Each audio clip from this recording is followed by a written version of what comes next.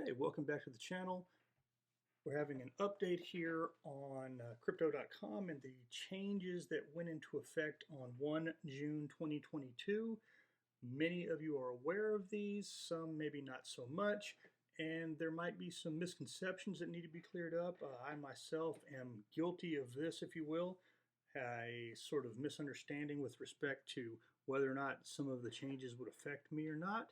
But with that being said, here we are at the Crypto.com Reddit page, group, subreddit, whatever you want to call it. And we have, they're calling it a complete guide to changes on 1 June 2022. So most of this has to do with earn rates changing, new tiers for earn rates, lowering thresholds, and of particular interest are the changes to how the cash back works with the various levels of credit cards, debit cards rather, the Visa debit cards. So here's the tiers for crypto earn, and this only applies to fixed allocations, i.e. 1 month and 3 month terms. If you're going to do the flexible allocation that allows you to withdraw your funds at any time, this does not apply. But what they're doing here, they have 3 tiers now. Previously it was just 2. So your first $3,000 that you stake, if you will, or put into the earn on Crypto.com, you will receive the full yield rate. This had been lowered from 30,000 down to 3,000. Tier 2 is a 50% reduction, so half of whatever the percentage would be, up to $27,000. And then anything above that will be 85% of the initial full rate. So, and it's very important to note that this 3,000, this 27,000, it's not per coin, it's not per fixed allocation. It is cumulative, it is total, it is overall. So if you have 10 different coins or tokens that you're staking at various amounts, that $3,000 will be the total of what those 10 different coins add up to. So if you had $2,000 worth of Bitcoin that you stake, and these dollar values apply to the value of the coin at the time you stake it. So if you had 2,000 you staked on the Bitcoin, then you have $1,000 left over that everything else you have can be staked and without reducing to the next tier. So that's the thing that's rather important to know. So we have this nice color-coded chart here of how much your rates are for various coins and stable coins, and whether or not you have different levels of cards. So if you don't have a debit card, or you have the Midnight Blue or the Ruby Steel, the Jade Green / Royal Indigo level, and then you have Frosty Rhodes Gold, Icy White, and Obsidian.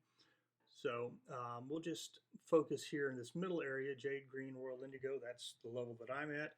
And we'll talk about that in just a moment, but we'll look at the 3 month because this is where you're going to get the most yield anyway.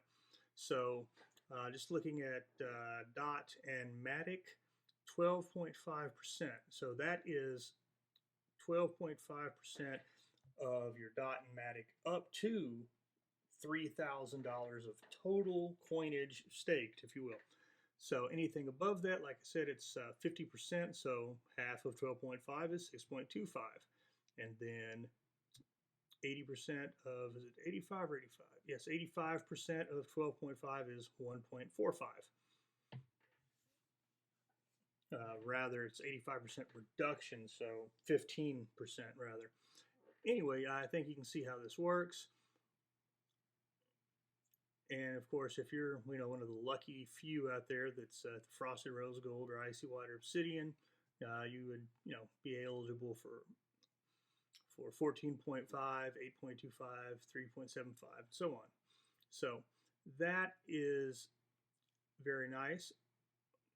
Questions being, what happens in existing flexible allocations and what happens to fixed allocations? The big thing to remember is these changes went into effect on 1 June 2022. If you had your stake in place like see what happens to existing fixed allocations. They're unaffected. So anything you had staked prior to 1 June, it's not affected unless it's flexible allocation. So similarly with the Visa cards, and we'll get into this thing here. All the changes related to the staking rate, i.e. the cashback rate and the new monthly cashback cap. No changes to any other benefits such as Spotify reimbursements or Netflix, Amazon Prime, depending on what level you're at, lounge access or increased rates in crypto earn. And for U.S. customers, there's the Dosh integration where you can get additional cash back on top of what you get from the card itself. Those additional Dosh rewards are also not affected. So you may be limited to $25 a month if you're at Ruby Steel or lower, or you may be limited to $50 a month if you're at the Jade Green or Royal Indigo level. But it is possible to actually get more than that per month because of these other things that aren't included. So we're going to talk here about the staking tier and card holder. Why are these two separate things? I myself can definitely attest to this. Let's see. Some benefits are determined by the card tier, which is the physical card color, and others are determined by your current staking tier, which is the level at which you staked your crow, or the amount of crow you staked, 400, 4,000, 40,000, 400,000.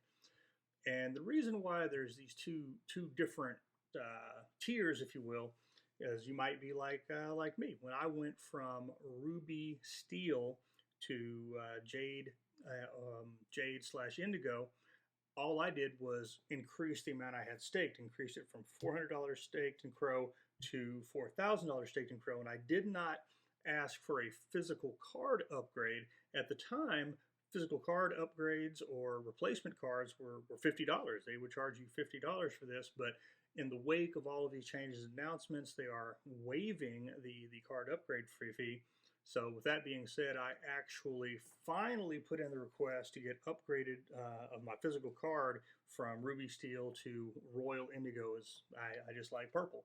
I like purple more than green, so Royal Indigo. And that's what's going to be coming. But yeah, in order to fully understand these changes, blah, blah, blah. So who's affected? Again, if your stakes were locked before 1 June 2022, with one exception, you will get your current cashback and staking rates until they're unlocked. What does locked and unlocked mean? When you stake initially for the card, you put your 400, 4,000, 40,000, 400,000 there. It is locked for 180 days.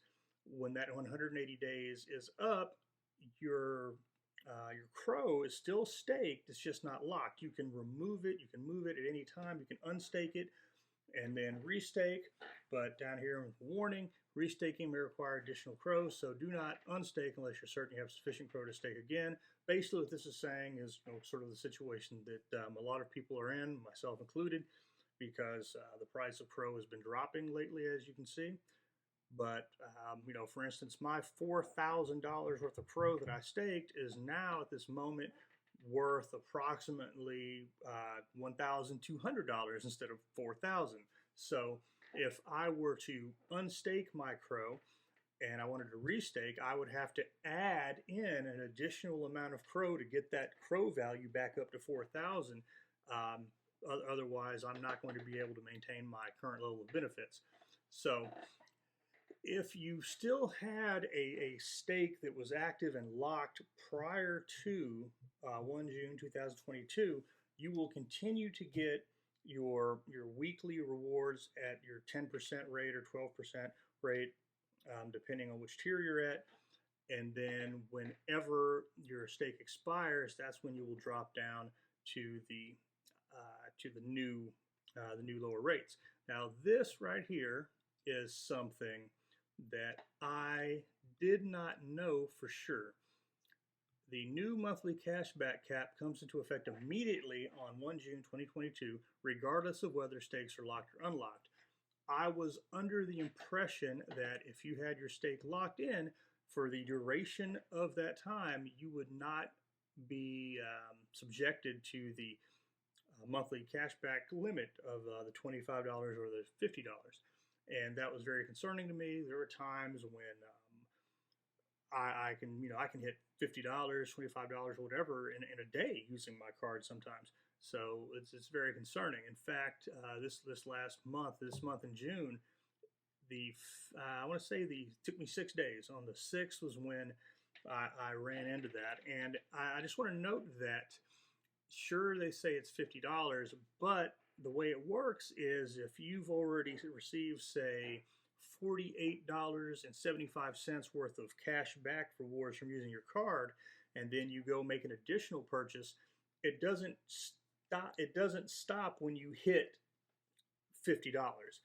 They will pay out the full value of whatever cash back you would get from that transaction. So keep that in mind if you want to strategize. Basically, what I'm saying is get up to 49 point whatever dollars worth of cash back, and then go make a huge purchase, and something where you get 20, 30, $40 in cash back from a single transaction, and you'll get all of that on top of your 49 point whatever dollars. And then at that point, any transaction after that will no longer generate cashback rewards in Crow for you, unless, of course, you use the Dosh integration and you shop at a a local merchant or whatnot that has the additional cashback rewards. And in which case, instead of getting both the cashback for your transaction itself and then the additional bonus cashback, you would only receive that bonus amount. So that's one thing to keep in mind. So if you have Dosh as an option for you, remember that, and don't go through the month thinking, okay, I'm going to hit $25 or $50, and I'm just going to leave my card in my wallet for the rest of the month because there's no point in using it. There will still be those opportunities, assuming you have Dosh. You might want to go eat somewhere, make a purchase, clothing store, grocery store, whatever the case may be. Keep in mind that yes, you can still get some cash back doing that. And just for those of you that have multiple crypto cashback cards, if you have BlockFi, which is a credit card, or Coinbase, you want to take a look at what percentage you'd be getting from your different cards, and try to maximize your results in that way. So let's see.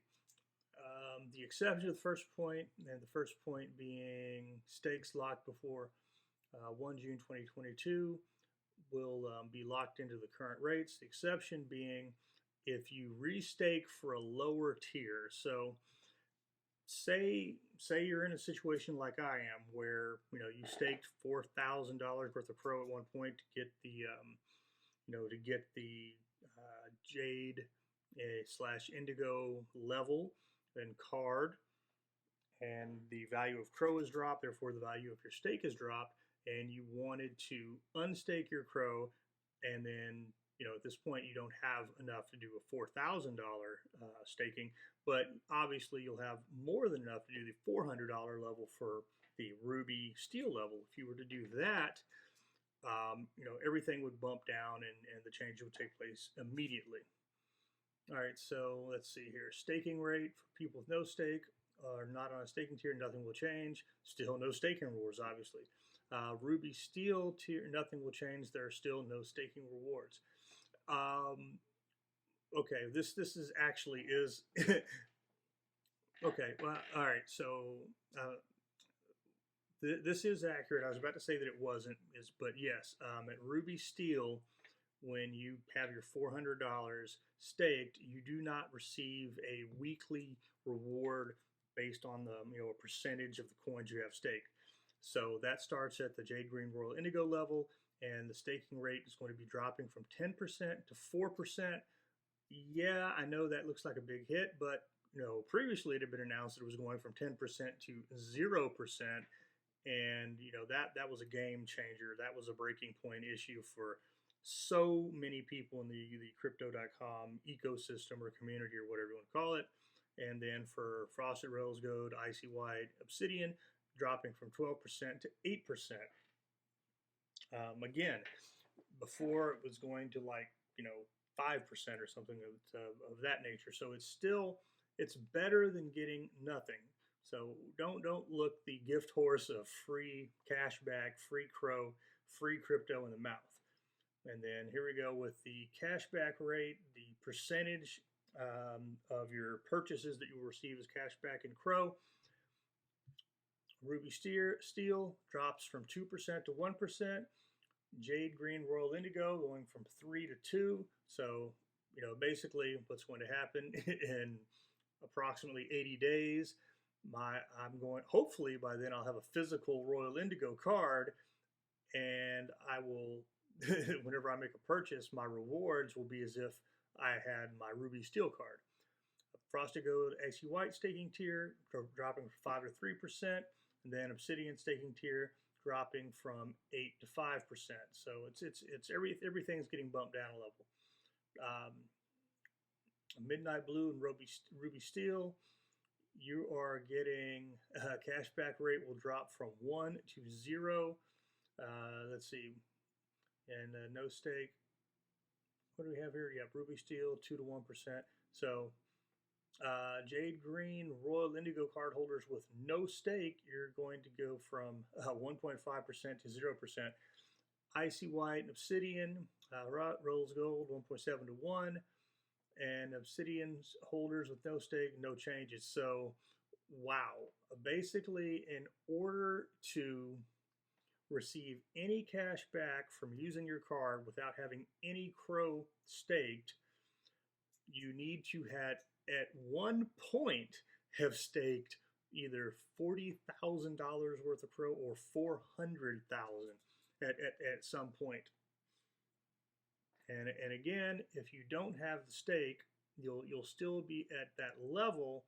You just won't get the rewards, and certainly don't consider staking for a lower level. So monthly cashback cap is determined by the higher of the staking tier or card tier. For example, Ruby Steel card holder on the Jade Green Royal Indigo staking tier will have the Jade Green Royal Indigo cashback cap. Conversely, Jade Green card holder on the Ruby Steel staking tier will also have the Jade Green Royal Indigo cashback cap. So let's try to translate this into English. So Ruby Steel card holder on Jade Green Royal Indigo. That's precisely the level I am. I have a physical Ruby Steel card, but I'm staked at the Jade Green level. So I will get my cashback cap will be based on the green or indigo level. So I will be at the $50 per month cashback. So this next one, say you physically have a green card, but you unstaked after your initial 180 days of staking at $4,000, and then you restaked at the $400 level, you will get your cash back will be based on your Jade Green card, because that is the higher of the two tiers. And again, reiterating, $25 cash back for Ruby Steel, $50 cash back per month for Jade Green World Indigo. And then if you're the big ballers with the Rose Gold Icy White or Obsidian, yeah, you have no cashback cap. You have unlimited cashback. And let me just break that down. Unlimited does not mean that you could potentially get $100,000 worth of cash back because you pay for private jets or you bought a yacht or something of that nature. You are functionally limited in your cash back because of the $25 per month spending cap. So you're looking at whatever percentage you get per transaction of whatever that percentage number is. That percent of $25,000 is actually your monthly maximum, your monthly cap. So we've got this staking tier versus card tier, and I will post a link in the description. It'll take you directly to this page if you want to look at it for yourselves and digest it a bit more in depth. It is one of the best places I have found on the interwebs. It really breaks this down and explains it so that people really understand what's going on. But the big takeaways here are the changing in the tiers for the Earn program with the $3,000 cap for Tier 1. That is a big deal for some people. But the way I look at it is, if you are able to, I would say, maximize the dot or the Matic, which will pay the highest rates, maximize that, and then if you have some other platform that you use that will pay you more than 6.25% on dot or Matic, for example, instead of putting it in additional allocations on crypto.com, by all means use that other platform. Never not be earning, and always be earning the maximum you can. Make your crypto work for you. So conversely, if you're not using any other platforms, and therefore you don't have, or the platforms that you're using alternatively don't have a yield rate greater than 6.25, by all means continue to put it into crypto.com. You'll be coming out ahead that way. Otherwise, look into Vault, look into Nexo, look into some other things. Certain coins, obviously not dot and Matic, but there's some coins even on Coinbase that pay yield. I'm not really going to recommend BlockFi at this point. In fact, in my BlockFi update I'll be doing tomorrow, I'll explain why I have basically cashed out my Visa signature cashback rewards from BlockFi, and I'm just not really going to use that card anymore. It's not worth it. And as a U.S. person that is not an accredited investor, there's no need, there's no appeal to using BlockFi as a place to earn yield. And even with that being said, the way I've mentioned this before, BlockFi is very bank-like in their operations. For instance, of course, yesterday was the second Friday of the month, which is when all of the BlockFi bonuses are paid out. So there I went. I looked at whatever amount of USDC I had there from the cashback rewards from the credit card. I've chosen to get USDC for a specific reason, which is I will send it to Vald and then convert to USDT, and then use that to acquire AXS or Cake, CAKE, Axie Infinity, or PancakeSwap, and make 40% or more percent interest on that. But when I put in the request to withdraw, as they often do, they say, okay, we've received your request and give us 2 days before this goes through. Some of us don't like waiting 2 days for transfers.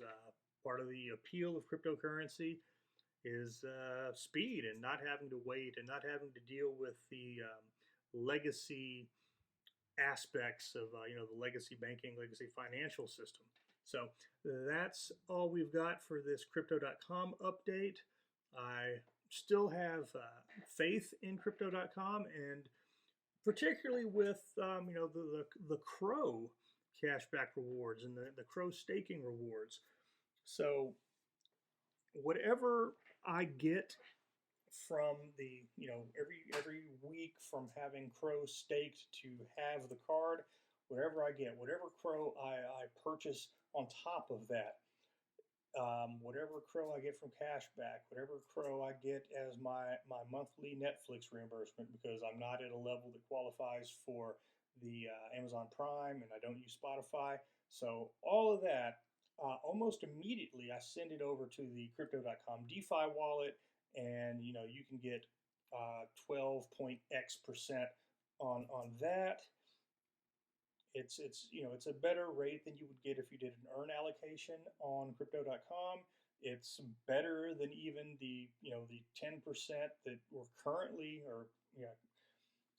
receiving, or formerly before June 1st, if you had a depending on whether or not you had an existing allocation, an existing stake. It's better than that, and it's just completely passive. You can look at it on a daily basis, an hourly basis, and see how how much your rewards have increased. So there's definitely that, and Crypto.com management leadership, if you will, they've come out and said it, that they are encouraging more use of the DeFi wallet, the DeFi apps. Even the guys over at Celsius on their platform, that's where, that's kind of the direction they're looking to move into. So that is definitely something to keep in mind. And speaking of platforms with higher rates, I have some Avalanche over at Celsius, and right now I believe it's getting 5 and change. Let me just look it up real quick. I'm looking at the Celsius app on my phone while I narrate this.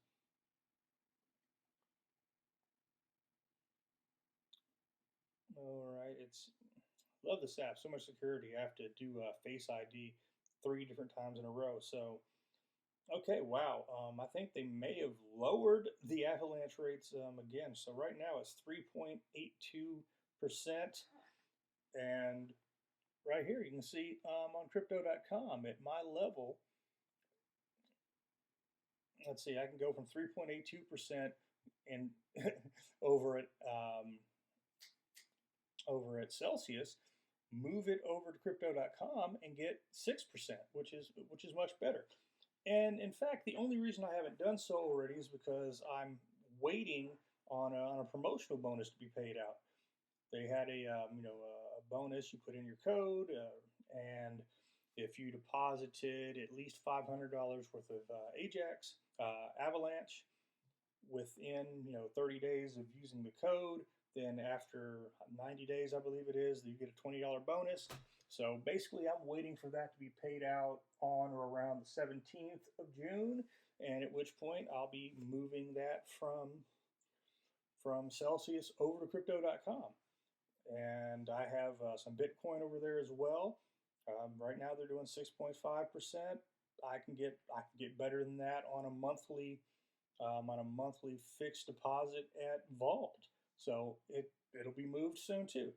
The only thing that I have at Celsius that I plan to keep there until they're able to have more robust options on the DeFi side of things for people like myself that are not accredited investors is SNX, Synthetic Network Token, because they're still paying 14.05% on that, and you can't beat that with a stick. I don't know of any platform off the top of my head that has higher value than that.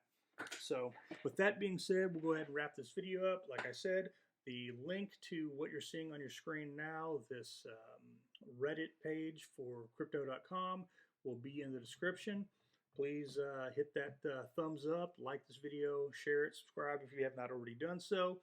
And there will also be a referral link in there for Vault if you are interested in checking them out and taking advantage of some of the high rates they have for things, particularly, like I said, particularly on Axie Infinity and PancakeSwap. You're looking at 40, approximately 40% interest on that, which is amazing. But more importantly with Vault, and I can't stress this enough, is the way their referral system works, where you get a percentage of the interest that are paid out to your referrals, and a percentage of the fees they pay for trading, and a percentage of the interest they pay on any loans they might have. And as of this last week, I have now officially made more in referrals on Vault than from interest on my deposits on Vault. And, that is just awesome. And who knows, it might be like what we're seeing with rates and benefits on a lot of these other platforms, and that it won't last forever. And, you never know. And with that being said, you might as well get it while the getting's good. All right. Thanks for watching, and hey, keep hodling. Never not be earning.